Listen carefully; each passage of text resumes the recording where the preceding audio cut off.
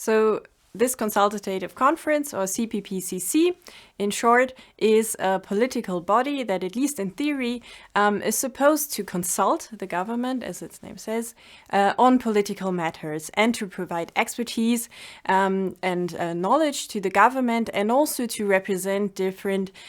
sectors of society. So the CPPCC is, for example, made up of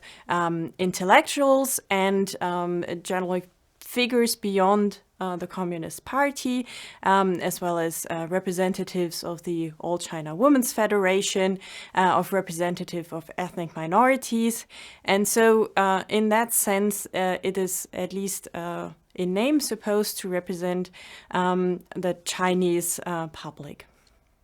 However, whether these consultations are actually translated into political decision-making processes, or whether this is kind of more of a symbolic gathering of people supposed to strengthen the legitimacy of the Chinese Communist Party, this is of course highly controversial. And but at least this symbolic function is still very important until today to strengthen the legitimacy and the power of the Chinese Communist Party and its claim to representing all of Chinese society in its rule.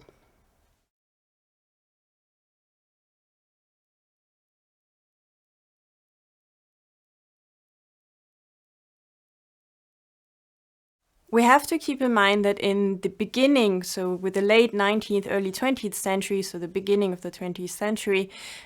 we do have much more space for civil engagement in China. And we also have a shifting perception of what it means to be a citizen with all its rights and duties. So what does it mean to participate in politics, but also which duties arise from being, for example, an intellectual in China. And so at the time we see that civil society is forming numerous groups and associations ranging from political parties, but also study societies studying foreign ideologies and political concepts. We have groups engaging in charitable work. We have groups that represent certain professions, especially in the growing urban areas of China. And so all of these groups are not clearly delineated, but are actually forming some kind of network that brings together civil society and that also contributes to voicing of political concerns, and that also puts pressure on the government to implement certain democratic reforms, or at least economic, military, etc. reforms. And talking about legitimacy, at the time, this is still a very elitist discourse of legitimacy, led mainly by intellectuals who very often not support the notion of having popular elections because they believe that China at the time is not ready for popular elections yet, as they believe that the Chinese public is not educated enough, not well informed enough to take on the responsibility of making these political decisions. However,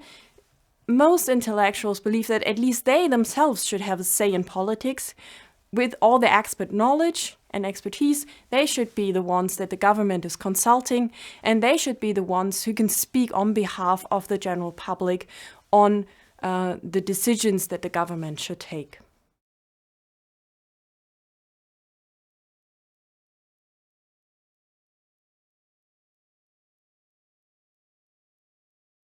From the point of view of the Chinese Communist Party, I do believe that they saw the convening of the first consultative conference in 1949 as a success.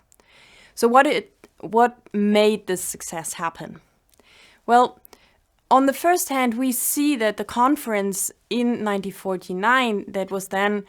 seen as kind of a legislative procedure also to prepare the founding of a new republic under a communist government, that in the years preceding this conference, the CCP, so the Chinese Communist Party, was had already been working towards this goal of uniting left-leaning intellectuals and minor political groups under its own leadership and driving a wedge between the nationalists, that is the Kuomintang, and these intellectuals that were themselves quite frustrated with the nationalist politics in the sense that they opposed one-party dictatorship, and that they hoped that by bringing the country together under a united government, they could not only resist foreign aggression, but also unite the country to strengthen economic development and to enforce rule of law and general stability for the people. And so the CCP had been working for years to cooperate with these intellectuals, to also infiltrate or co-optate minor political groups and convince them that there would be a more peaceful, more democratic, and more stable government under the Communist Party. And so when the Communist Party called out to intellectuals in 1948 to join them to reconvene a consultative conference, many of these intellectuals responded in the hope that this conference might end the civil war between the nationalists and the communists, and that it might lead to a more stable political situation overall. However, there were, of course, many parties that did not respond to this call for contributing to the consultative conference under the auspices of the Communist Party. Nonetheless, even that, from the point of view of the CCP, was considered a success because that forced Chinese public figures to take sides, to either side with the nationalists or to side with the communists. And so in the end, this still projected an image of Chinese Communist parties reaching out to different people from different strata or different levels of society, inviting them to come together. And this was the image that they really wished to project. And they did not want the nationalists to take on this role, this unifying role in bringing together different political forces at the time.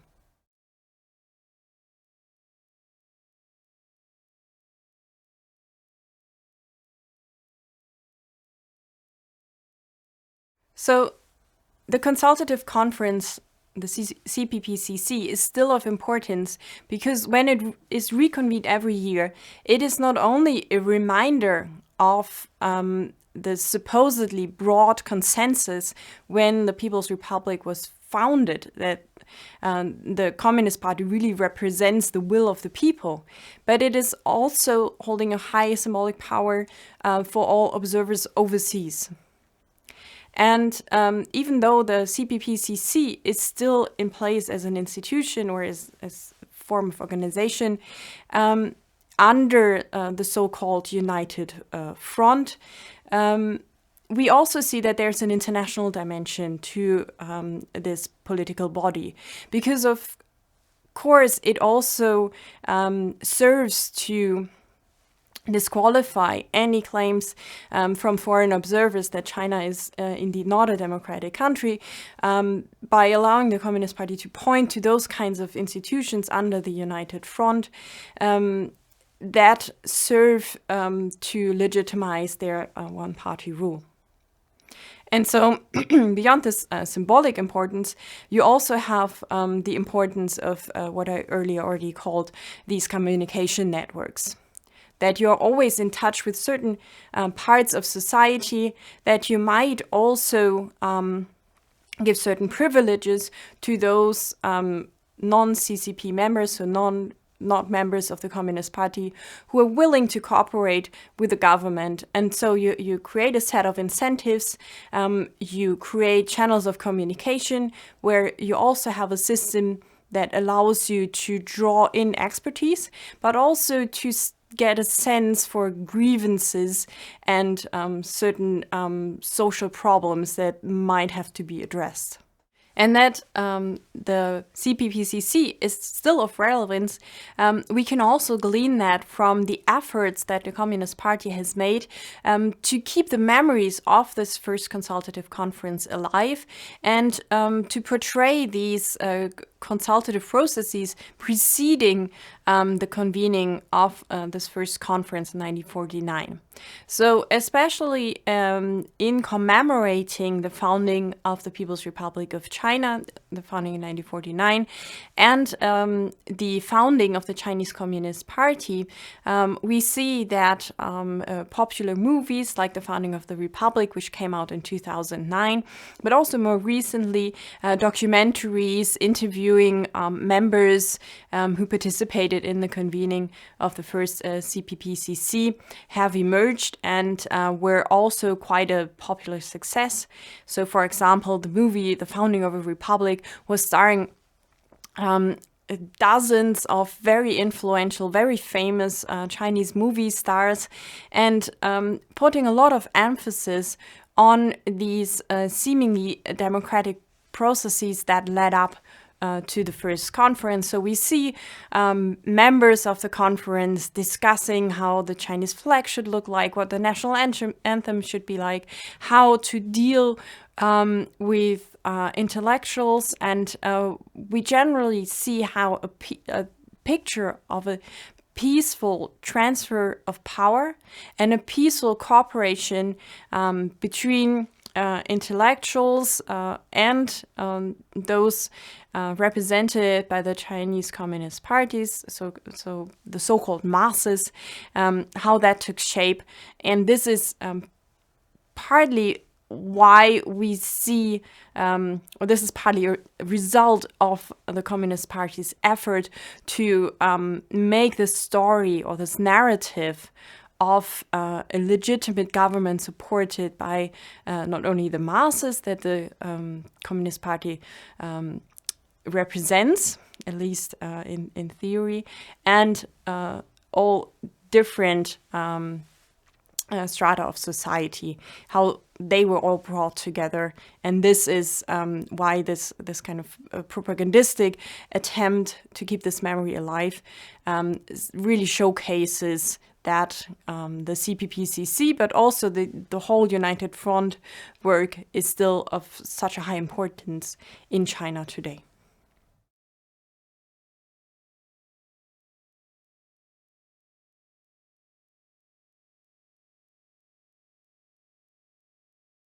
Well, we're facing kind of a dilemma when trying to reconstruct the importance or the impact of such political bodies in the People's Republic today. On the one hand, we do have a variety and really thousands and thousands of documents, official party documents that have been digitized. Or we even have, for example, when it comes to the smaller political parties that were integrated into the consultative conference, all of these parties now have websites. All of these parties on the national and regional level are producing a variety of documents, of pamphlets, of biographies of the early members, and so on and so forth. Also, we are having access to a lot of digitized sources, such as books produced in the 20th century in China that are now available online even. So on the one hand, we do have a treasure trove of documents, but all those documents are written from an official perspective. So if you want to kind of look behind the scenes, look at how deliberation, how discussions behind closed doors, what is discussed there, what are the topics that are raised, how much is actually the opinion of members of the CPPCC taken into account, what are the incentives to even cooperate, to be part of these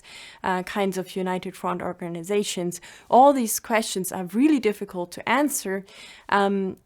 also from a historical perspective, because the access, especially for foreign scholars, to archives in the People's Republic of China is so limited. And so we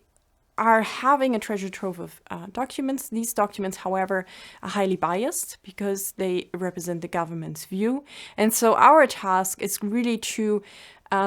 still make use of these kinds of documents, reflect on the biases, and still try to, even from these official sources, abstract a picture that helps us to understand reality, even though we know that these documents do only paint a certain picture.